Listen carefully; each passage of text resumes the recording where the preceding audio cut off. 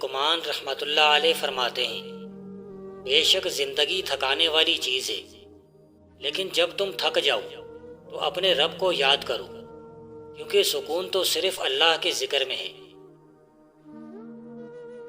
سوچ کو بدلو، سماج آہستہ آہستہ خود ہی بدل جائے گا، کیونکہ تم ہی تو سماج ہو۔ جو شخص اپنی اوقات سے زیادہ دوسروں کا خیال رکھتا ہے اور ان کے ساتھ انصاف کا معاملہ کرتا ہے، اللہ اس کی عزت میں اضافہ کرتا ہے۔ دوسروں کے ساتھ ایسا سلوک مت کرو کہ خود کو ذلیل و خوار کر بیٹھو۔ کسی کو کمزور اور حقیر نہ سمجھو، کیونکہ راستے میں چھوٹا سا پتھر بھی آپ کو منہ کے بل گرا سکتا ہے۔ موت کو یاد رکھنا نفس کی تمام برائیوں کا علاج ہے۔ اللہ سے ملا دینے والے راستے کو تصوف کہتے ہیں۔ اگر تو اولیاء اللہ پر تہمت دھرے گا تو حقیر ترین بن جائے گا اور شیطان کے تابع ہو جائے گا۔ ہمیشہ ان لوگوں کا چناؤ کرو جو خود سے بڑھ کر تمہیں عزت دیں۔ ایک الگ سا سکون ملتا ہے جب اللہ کے خوف سے زبان پر استغفار جاری ہوتا ہے اور آنکھ سے آنسو نکل آتے ہیں۔ جب یہ نشانی ظاہر ہو تو سمجھ جائیں کہ اللہ تعالیٰ تمہیں اپنے پاس بلانے والا ہے۔ اول عبادت میں دل لگنا، دوم صلح رحمی کا پیدا ہو جانا۔ دعا کے تین پہلو ہوتے ہیں، یا تو قبول ہوتی ہے، یا آخرت کے لیے ذخیرہ کر لی جاتی ہے، یا مصیبت کو ٹال دیتی ہے لیکن رد نہیں ہوتی۔ اپنے دوست سے محبت میں میانہ روی پر توکل کر، کہیں وہی تیرا دوست دشمن نہ بن جائے۔ ہر وہ نگاہ جس میں عبرت نہ ہو وہ غفلت ہے، اور ہر وہ حرکت جو اللہ کے عبادت کے لیے نہ ہو سستی و کمزوری ہے۔ جس نے گندم کی روٹی کھائی اور فرات کا ٹھنڈا پانی پیا اور اس کو رہنے کے لیے ایک مکان ہے، تو یہ نعمتیں ہیں جن کی پرسش ہوگی۔ جو جنت کو چاہتا ہے وہ نیکی کرنے میں جلدی کرے، اور جو دوزخ سے ڈرتا ہو وہ اپنے آپ کو شہوات سے ہمیشہ بچائے رکھے۔ جس کو موت کا یقین ہو اس پر لذتیں بے مزہ ہو جاتی ہیں۔ ہر زخم کی دوا ہے لیکن بد اخلاقی کی دوا نہیں۔ صبر ایک ایسی سواری ہے جو کبھی نہیں گرتی۔ دین کے ساتھ صبر کا تعلق ایسا ہے جس طرح سر کا جسم کے ساتھ۔ انسان حالت سفر میں ہے اور یہ دنیا گزرگاہ ٹھہرنے کی جگہ نہیں۔ رحم مادر اس کی ابتدا ہے اور آخرت اس کی منزل۔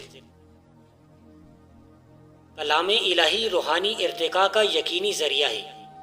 یہ خشیت الہی اور انبساط پیدا کرتا ہے۔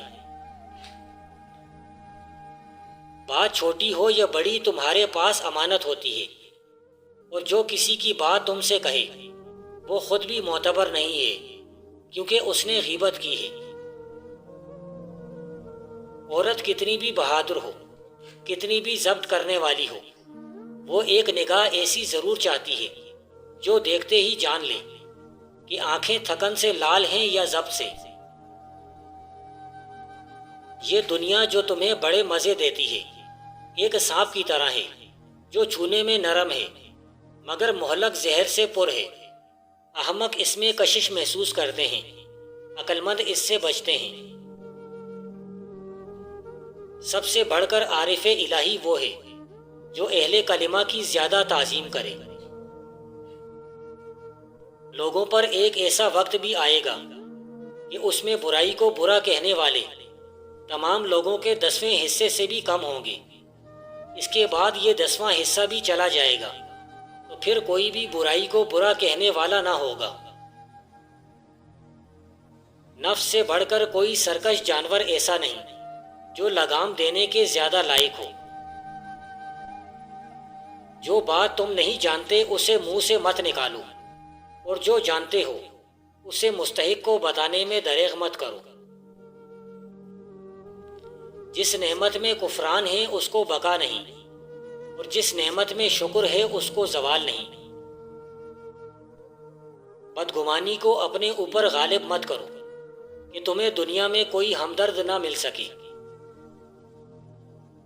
ہر قسم اور ہر طبقے کے لوگوں کو پہچانو اور ان کے ساتھ مناسب برتاؤ کرو۔ بے خطا اور بے گناہ کو خطاوار اور گناہگار نہ ٹھہراؤ۔ اگر محبت ان سے نہ ملے جن سے تم کرتے ہو تو پھر محبت اس کو ضرور دو جو تم سے محبت کرتا ہے۔ ایسی نیکی بہت معتبر ہوتی ہے جس کا گواہ اللہ کے سوا اور کوئی نہ ہو۔ جو لوگ تیری معذرت قبول کرنے کے لیے آمادہ نہیں تو ان کے پاس معذرت نہ کر، اور جو تیری ضروریات کی تکمیل پسند نہیں کرتے ان سے معاونت طلب نہ کر۔ اپنی زبان کو ہمیشہ قابو میں رکھو، موقع سے بولو اور مناسب گفتگو کے لیے لب کشائی کرو۔ کسی کے سامنے اپنی یا اپنے گھر والوں کی تعریف مت کرو۔ جو شخص کسی ایسے آدمی سے گفتگو کرے جو اس کی بات سننا ہی ناپسند کرتا ہو تو اس شخص کی مثال اس انسان کی مانند ہے جو اہل قبور کو کھانا پیش کرے۔ مرد کامل تو وہی ہے جو دشمن کو دوست بنا سکے۔ بری عورتوں سے اپنی راز کی بات ہرگز مت کہو، اور جو نیک عورتیں ہوں ان کو بھی اپنا راز دینے سے پرہیز کرو۔ کمینے آدمی سے کسی چیز کا مطالبہ نہ کر، کیونکہ اگر اس نے تیرے مطالبے کو رد کر دیا تو یہ تیرے لیے عیب ہوگا، اور اگر اس نے ضرورت پوری کر دی تو وہ تجھ پر احسان جتلائے گا۔ جب تم بے وجہ توڑ دیے جاؤ تو سمجھ جاؤ اللہ تمہیں اپنے قریب لا کر جوڑنا چاہتا ہے۔ جو بات کہو وہ نپ تلی اور پر از دلیل ہو۔ تو نہ اتنا شیریں بن کے نگل لیا جائے اور نہ ہی اتنا تلخ کے تھوک دیا جائے۔ دشمن سے پوشیدہ رکھنے والی بات دوست سے بھی پوشیدہ رکھو۔ جوانی میں ایسے کام کرو جو دین اور دنیا دونوں میں مفید ثابت ہوں۔ ادب کے اعتبار سے بہترین شخص وہ ہے کہ جب اسے کوئی ضرورت پڑے تو وہ لوگوں سے دور رہے، اور جب لوگوں کو اس کی ضرورت پڑے تو وہ ان کے قریب ہو۔ حکمت و دانائی کی بات احمقوں سے نہ کر کہ وہ تیری بات کو جھوٹ سمجھیں۔ عقل مندوں کے پاس فضول گفتگو نہ کر کہ وہ کہیں تجھ سے ناراض نہ ہو جائیں۔ صالحین کی علامت یہ ہے کہ ان کی رنگت زرد ہو، آنکھیں چاندی ہو گئی ہوں، اور ان کے ہونٹ سوکھے ہوں، بکثرت جاگنے، گریہ کرنے اور بھوکا رہنے کی وجہ سے۔ عارف وہ ہے جو اپنے مال کی شکایت لب پر نہ لائے اور اپنے فقر پر اللہ کا شکر بجا لائے۔ اگر دولت مند ہونا چاہتے ہو اور جیب میں پیسے نہیں ہیں تو صبح شام 11 مرتبہ یہ دعا پڑھ لو: بسم اللہ توکلت علی اللہ لا حول ولا قوت الا باللہ۔ غیب سے پیسوں کا ایسا انتظام ہوگا کہ سب حیران ہو جائیں گے۔ اگر تو یہ چاہتا ہے کہ دنیا کی دولت تیرے لیے جمع ہو جائے تو تجھے لوگوں سے اپنی امیدیں ختم کر دینی چاہیے۔ ایک حاجت کا نااہل کے پاس تلاش کرنا اس سے بہتر ہے کہ وہ حاجت ہی ختم کر دی جائے۔ جو بات کسی سے کہو اس پر خود بھی عمل کرو۔ بدخلقی، بے صبری اور اکتاہٹ سے بچ، کہ ان خصلتوں کے ساتھ تیرے ساتھ کوئی چلنے کو آمادہ نہ ہوگا اور لوگ تجھ سے پہلو تہی کریں گے۔ آسائش خلق میں کوشش کر اور خلق سے مت ڈر۔